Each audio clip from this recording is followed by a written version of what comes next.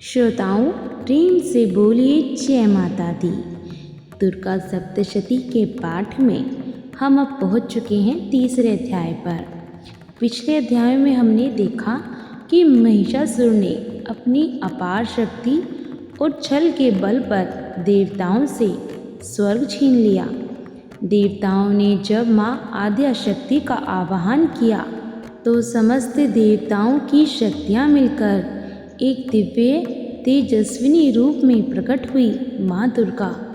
आज हम जिस अध्याय को सुनेंगे उसमें माँ दुर्गा और महिषासुर की पहली भिड़ंत होती है। युद्ध भूमि में माँ की अद्भुत शक्ति, उनके सिंह की गर्जना और असुरों के संहार का वर्णन आता है। तो आइए आरंभ करते हैं दुर्गा सप्तशती का तीसरा अध्याय, धर्मलोचन वध एवं असुर संहार। जब महिषासुर को ज्ञात हुआ कि एक दिव्य स्त्री उसके पराक्रम को चुनौती देने आई है तो वह पहले उपहास करने लगा।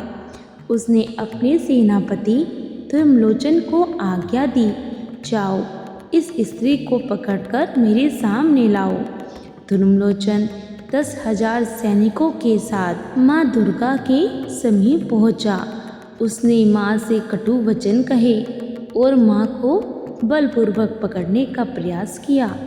तभी माँ दुर्गा ने अपने तेजस्वी नेत्रों से उसकी ओर दृष्टि डाली और केवल उस दृष्टि की ज्वाला से ही धर्मलोचन भस्म हो गया।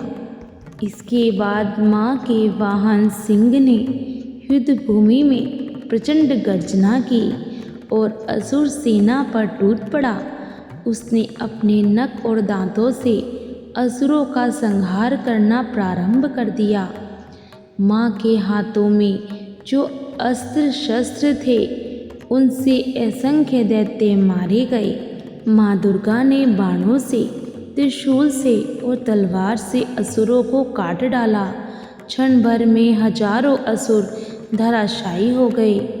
महिषासुर यह देखकर क्रोधित हुआ।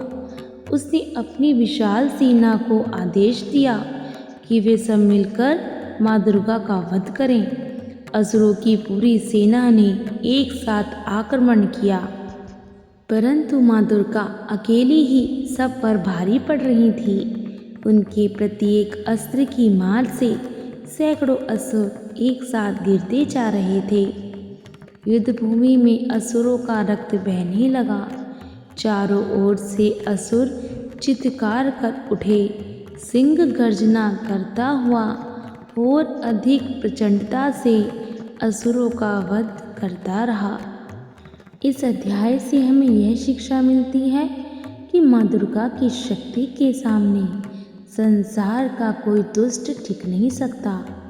भक्तों के लिए यह संदेश है कि जब तक हम माँ का स्मरण और आराधना करते हैं तब तक हमारे जीवन के दुर्मलोचन अर्थात काम, क्रोध, लोभ और पाप स्वतः ही नष्ट हो जाते हैं। प्रेम से बोलिए जय माता दी।